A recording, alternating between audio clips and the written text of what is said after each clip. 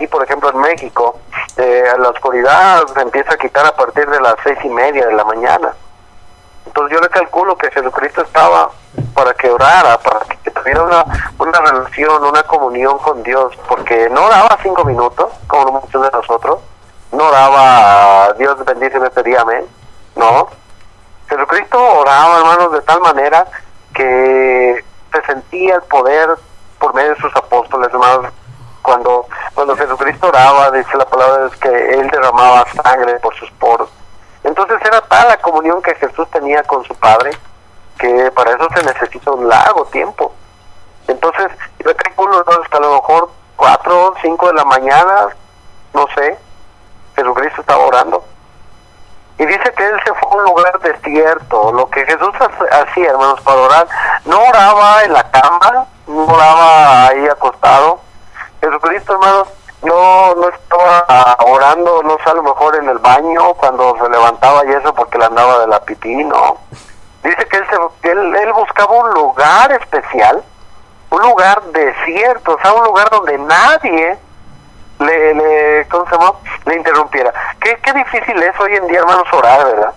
Por ejemplo, no sé si tú llevas algún devocional, no sé si tú lleves algún tiempo apartado para Dios, pero en mi caso, hermanos, cuando uno busca un tiempo para Dios, para estudiar, para leer la Biblia, para orar, para hablar con Dios, lo primero que sucede, hermanos, en ese momento, ya voy a llevar mi Biblia, voy a mi cuarto, a mi oficina, y llegan mis hijos y papá, mira esto, okay, ya se va.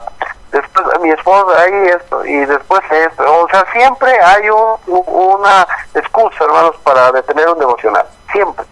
Por eso Jesús, hermanos, nos enseña que Él buscaba un lugar desierto, un lugar separado de todos. Fíjate bien, hermanos, que incluso en la madrugada, la gente que no madrugaba, Satanás la usa para también molestarte, y eso es increíble, hermanos, de que, bueno, aquí, por ejemplo, en México tenemos más ¿cómo se llama?, más aquí en el distrito, ¿verdad? Yo soy chilango. Entonces, aquí tenemos un dicho, hermanos, que dice que cuando los perros ladran es porque voy avanzando. ¿Qué te quiero decir con esto, hermanos? No es bíblico, no es bíblico, perdóname, pero no es bíblico. Pero cuando Satanás, hermanos, comienza a estorbarte en esas áreas, quiere decir que vas por buen camino, hermano. Mira, yo a la iglesia les doy estos tips, que para saber cuando una cosa que vas a hacer es correcta, fíjate bien cómo Satanás te estorba. Fíjate bien cómo Satanás, hermanos, te quiere meter el pie. No logrará hacerlo. Déjame decirte una cosa, no logrará hacerlo, ¿por qué? Porque vas a tener la protección de Dios de tu lado. Pero sí va a estar a lo lejos ahí queriéndote derribar. Ten en cuenta eso. Pero cuando quieras saber si algo que estás haciendo para Dios o en tu vida personal está bien o es la voluntad de Dios, pregúntate esto, hermano. ¿Cómo Dios te quiere, cómo Satanás te quiere estar intercediendo? Él siempre va a interceder, hermanos, cuando vas a hacer algo bueno, algo bien para Dios.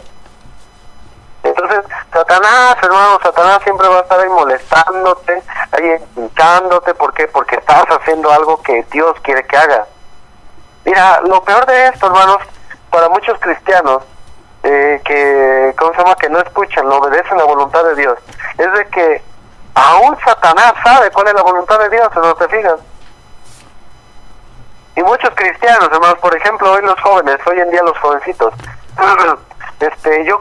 yo siento que es la voluntad de Dios que yo me case, más bien que yo me junte con esta muchacha del mundo. ¿Por qué? Porque nos amamos.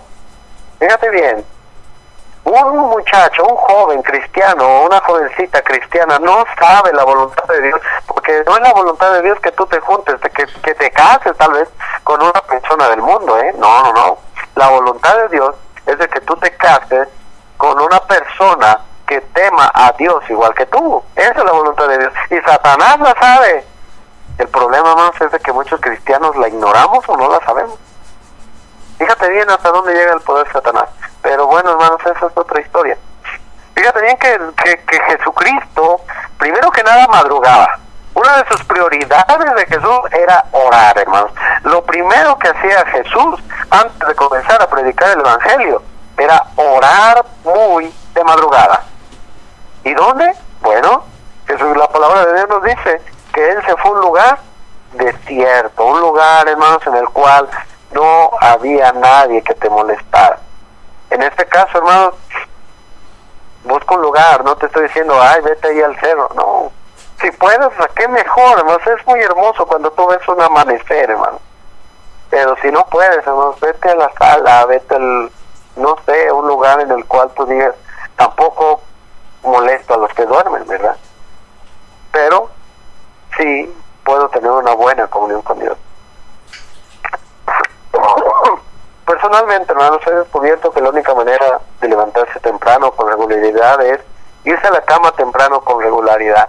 Otra cosa, hermanos, que debemos de tener como prioridad es dormir temprano. A lo mejor llegas del trabajo tarde, ok, pero, hermanos, debemos de tener también una buena administración del tiempo.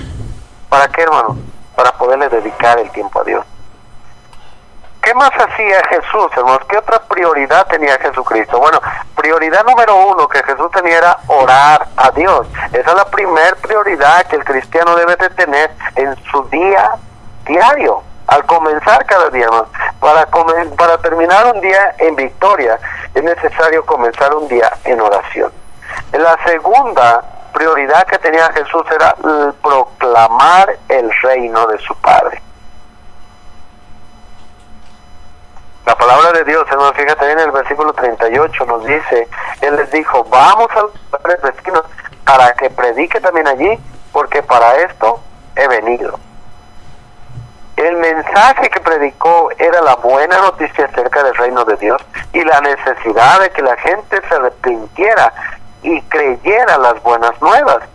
El mensaje completo consistía en el perdón. Fíjate bien, en el capítulo 2, versículo 5 dice, al ver Jesús la fe de ellos, dijo al paralítico, hijo, tus pecados te son perdonados. Y en el versículo 10, hermanos, nos dice, pues para que sepáis que el Hijo del Hombre tiene potestad en la tierra para perdonar pecados, dijo al paralítico.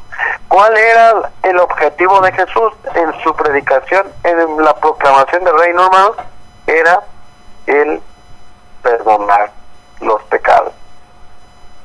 El versículo 17, hermanos, fíjate bien, nos dice, al oír esto Jesús les dijo, los sanos no tienen necesidad de médico, sino los enfermos. No he venido a llamar a justos, sino a pecadores. Todos necesitaban oír. Para Jesús el perdón tenía una prioridad más alta incluso que la sanación. Fíjate, hermanos, que hoy en día muchas iglesias ya se empeñan, hermanos, en extender las manos y sanar a la gente. Ven y te sanaremos en el nombre de Jesucristo. Pero dejan a un lado el arrepentimiento, hermanos. Fíjate bien, esta persona va, a lo mejor, ponle tú que sea sanada, ok, se sanó, pero va a ir al infierno sana. Eso es lo bueno, que va a ir sana al infierno. No, hermanos, la prioridad de Jesús era proclamar el reino. ¿Y cuál era el objetivo de esta proclamación? Era el arrepentimiento y el lavamiento de pecados por medio de la sangre de Jesucristo. Hermanos, eso es lo que nosotros como cristianos debemos de tener hoy en día. Esa prioridad de predicar el evangelio en todo momento, hermanos. Mira, como siempre le he dicho a la iglesia, no es necesario, hermanos, de que tú vengas, te subas a un púlpito para predicar del pecado. No. La predicación, hermanos, Jesucristo, fíjate bien, no usaba un púlpito. Jesucristo usaba una piedra, Jesucristo usaba un río, Jesucristo usaba un desierto, no lo sé, donde él estuviera, él reunía a la gente y la gente le escuchaba y él predicaba en contra del pecado. Más que sanarlos físicamente, él sabía que tenemos una necesidad de ser sanados espiritualmente, hermanos. Esa es la segunda prioridad de Jesucristo, predicar el evangelio, proclamar el reino de Dios. El tercer punto, hermanos, la tercera prioridad de Jesús era evangelizar con poder. Fíjate bien, el versículo 41 del capítulo 1 nos dice, y Jesús, teniendo misericordia de él, extendió la mano y le tocó y le dijo, quiero, sé limpio. Jesús estaba lleno de compasión. Por amor a la gente quería traerles lo primero, la buena noticia del perdón. Pero no era solo palabras, también obró sanando a los enfermos y expulsando demonios. Sanando al paralítico, Jesús demostró que Él tiene el poder y la autoridad para perdonar los pecados. Hermanos, que la palabra de Dios nos dice que el Evangelio tiene poder. Aquel que te dije, hermanos, tiene poder. Ahora no te voy a decir, hermanos, para que no vayas a creer el día de mañana. Yo voy a predicar en el nombre de Cristo y las balas me van a rozar y no voy a hacer nada. No. El Evangelio tiene poder de convencer a la gente por medio de nuestras obras. Jesucristo, hermanos, fue una persona, un hombre sobrenatural. Él podía sanar y también predicaba el Evangelio. Y hermanos, nosotros no tenemos el don de sanidad. Yo no puedo imponer las manos a una persona enferma y que sea sanada. Puedo orar por ellos y que sea la voluntad de Dios, y Dios decide que se sane, se sanará, no porque Él lo pida, sino porque Él lo decide. Pero, entonces, ¿qué poder tenemos en el Evangelio de Cristo? Tenemos un gran poder, hermanos. Lamentablemente muchos de nosotros no lo vemos como un poder, lo vemos como una carga. Y ese poder, hermanos, se llama testimonio. La gente, hermanos, hoy en día, como te decía al principio, una de las excusas que pone para no ir a la iglesia o para no aceptar a Cristo es de que las iglesias están llenas de gentes hipócritas. Y sí, tiene razón, hermanos, la gente. Las iglesias están llenas de gente hipócrita. ¿Por qué, hermanos? La palabra de Dios nos dice sepulcros blanqueados. Por fuera blancos, muy lindos, pero por dentro están llenos de huesos secos.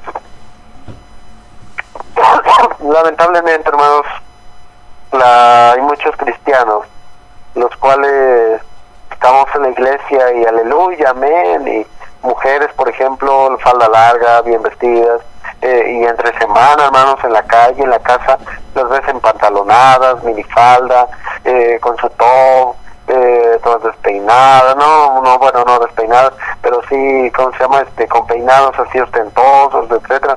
Los hombres bien arreglados los domingos, ahí con toda la familia y toda la cosa, y los ves el sábado, hermanos, y acaban de venir de la fiesta, acaban de tomar, etcétera, y la gente lo ve.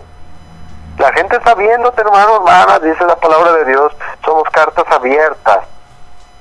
Hermanos, fíjate bien, mira, por ejemplo, yo me he puesto a pensar, yo luego he andado, ¿cómo se llama? En el centro, aquí en el distrito, de mi casa al distrito, hermanos, es 1 hora y media, 2 horas, dependiendo, y cuál es la probabilidad, hermanos, de que en los lugares que yo ande por trabajo, etcétera, me encuentre algún conocido. Yo me he puesto a pensar y digo, bueno, si yo que ando por acá tengo la oportunidad de hacer cosas malas, no hay nadie que me vea, Dios me puede ver, pero si ya no está el temor de Dios en mí, pues ya que me va a importar, ¿verdad?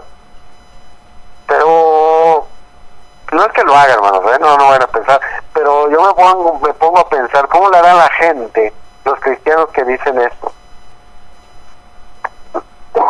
Y Dios me responde, hermanos. Al momento Dios me manda un vecino y yo digo, wow, ¿hasta dónde estoy? ¿Y qué probabilidad haya de que un vecino de mi colonia venga a dar hasta acá? Digo, wow, okay, ¿cómo es Dios, hermanos? ¿Cómo Dios contesta las peticiones, aunque sean también, ¿cómo se llama? Vanidades, ¿verdad? ¿Cómo Dios nos dice, te estoy viendo, hijo? Y la gente te ve. Donde tú quieras que estés, te ve la gente. Y yo digo, wow, Señor, ¿cómo eres grande, eres omnipotente, presente? ¿Por qué, hermanos? Porque el testimonio cuenta mucho y cuesta mucho también, hermanos. Y se puede perder en un abrir y cerrar de ojos. ¿Por qué, hermanos? Porque nos sentimos lejos de casa, lejos de la iglesia y decimos, bueno, aquí nadie me ve, puedo hacer lo que yo quiera. Pero Dios dice, no. Que yo te vea, eso es literal. La gente te ve. Entonces el Evangelio, hermanos, es con poder. La prioridad de Jesucristo era evangelizar con poder. Nuestra prioridad, ¿cómo se come? Por medio del testimonio. evangelizar con poder,